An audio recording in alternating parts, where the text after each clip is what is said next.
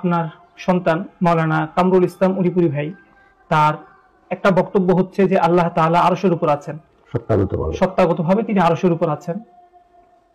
তো এই বিষয়ের মধ্যে অনেকে অস্পষ্টতার মধ্যে থাকে যে আপনার আকীদা এটা কিনা, অথবা আপনি তার সম্পর্কে কি বলতে চাচ্ছেন, বা তার আকীদাটাকে আপনি সমর্থন করেন কিনা, এই বিষয়ে যদি হুজুর একটু বলতেন।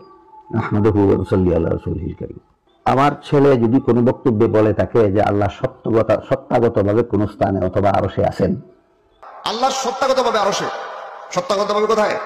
আরশে। আমার ছেলে যদি কোনো বক্তব্যে বলে থাকে যে আল্লাহ সত্তাগতভাবে কোন স্থানে অথবা আরশে আছেন, তাহলে আমার আশঙ্কা হয় সে বর্তমান সময়ের চরম ফিতনাবাজ লামাযাবিদের খপ্পরে পরে বলেছে। তাই আপনার মতো আরো বিভিন্ন জনের মুখে শুনে আমি তাকে সতর্ক করেছি যে এটা আহলে সুন্নাত ওয়াল জামাতের মতবাদ নয়, এটা মুশাব্বিহা মুজাসসিমাদের ভ্রান্ত মতবাদ। কাজেই তুমি যদি না বুঝে এই বক্তব্য দিয়ে থাকো, তাহলে এই বক্তব্য প্রত্যাহার করে তওবা করে আহলে সুন্নাত ওয়াল জামাতের মতবাদে ফিরে আসো। আপনাদেরকে অনুরোধ করে বলবো, তাকে এই কথা বলুন যে তোমার এই বক্তব্য আহলে সুন্নাত ওয়াল জামাতের পক্ষে নয়, এটা মুজাসসিমাদের মুশাব্বিহাদের ভ্রান্ত মতবাদের পক্ষে। কাজেই তুমি তোমার এই মতবাদ প্রত্যাহার করো, এই বক্তব্য প্রত্যাহার করো এবং আহলে সুন্নাত ওয়াল জামাতের সঠিক মতে ফিরে আসো।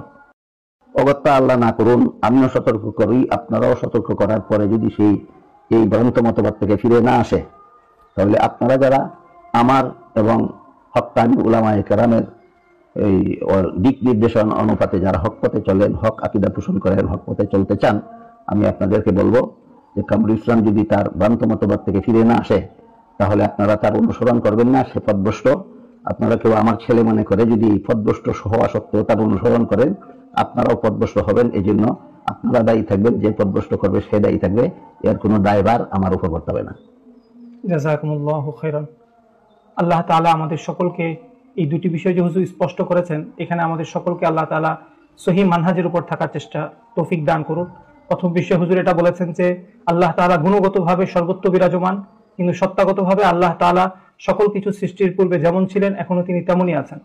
দ্বিতীয়ত হুজুর তার সন্তানের বিষয়ে স্পষ্ট করেছেন যে তার যে আকীদা ভ্রান্ত আকীদা, সুতরাং আমরা হুজুরকে যারা মহাব্বত করি এই কারণে আমরা তার সন্তানের আকীদা যেন গ্রহণ না করি, এবং আমরা সকলে দোয়া করি আল্লাহ তাআলা যেন হুজুরের সন্তানকে সহিহ আকীদা গ্রহণের তৌফিক দান করেন।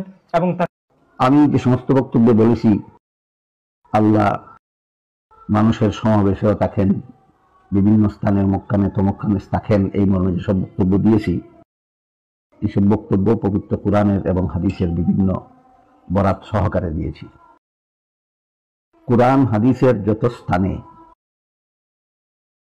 আল্লাহ কোন স্থানে আছেন বলে উল্লেখ করা হয়েছে, যেমন কোথাও বলা হয়েছে সমস্ত লোকের সাথে সাথে থাকেন, কোথাও বলা হয়েছে 3 জন মানুষের সমাবেশে আল্লাহ থাকেন, কোথাও বলা হয়েছে 5 জন মানুষের সমাবেশে আল্লাহ থাকেন, এমনকি এক পর্যায়ে আল্লাহ বলেছেন ওমা কুন্না গায়বিন, আমি কোথাও অনুপস্থিত নই। তেমনিভাবে হাদিস শরীফে আল্লাহ রাসূল বলেছেন ইন্নাকুম লা তাদউনা আসাম্মা ওয়ালা গায়বা, তোমরা যার কাছে দোয়া করো তিনি বধির নন, তিনি অনুপস্থিত নন। এই যে এই সমস্ত নুসুস কুরআন হাদিসের এই সমস্ত বাক্যে যে আল্লাহ অমুকখানে তমুকখানে আছেন বলা হয়েছে, এর মর্ম হলো আল্লাহ গুণগতভাবে সর্বত্র আছেন। জগতে এমন কোন স্থান নাই যেখানে আল্লাহ গুণগতভাবে নাই। সুতরাং আমার বক্তব্যে এবং কোরআন হাদিসে যেখানে যেখানেই আল্লাহর সাথে কোনো স্থানের উল্লেখ করা হয়েছে, সেখানে উদ্দেশ্য হলো আহলে সুন্নাত ওয়াল জামাতের স্থিরকৃত সিদ্ধান্ত মতে সে সমস্ত ক্ষেত্রে উদ্দেশ্য হলো আল্লাহ গুণগতভাবে সর্বত্র বিরাজমান। আর আমি আমার যে বক্তব্যে বলেছি যে আল্লাহ কোন স্থানে অবস্থান করেন না, এই ব্যাপারেও আহলে সুন্নাত ওয়াল জামাতের পরিষ্কার সিদ্ধান্ত আছে। সেটা হলো আল্লাহ সত্তাগতভাবে কোন স্থানে অবস্থান করেন না। আল্লাহ স্থান সমূহ সৃষ্টি করার আগে যেমন ভাবে স্থান ছাড়াই বিদ্যমান ছিলেন, সমস্ত জগৎ সমস্ত স্থান সৃষ্টি করার পরও আল্লাহ ঠিক তেমনি ভাবে স্থান ছাড়াই বিদ্যমান থাকেন। সুতরাং এখানে দুটি কথা পরিষ্কার, এখানে সিদ্ধান্তহীনতার কিছু নাই। একটা হলো আল্লাহ গুণগতভাবে সর্বত্র বিরাজমান, আর একটা হলো আল্লাহ সত্তাগতভাবে কোনো স্থানে অবস্থান করেন না। একটারে আরেকটার সাথে একাকার করে দিলে বিভ্রান্তির সৃষ্টি হবে।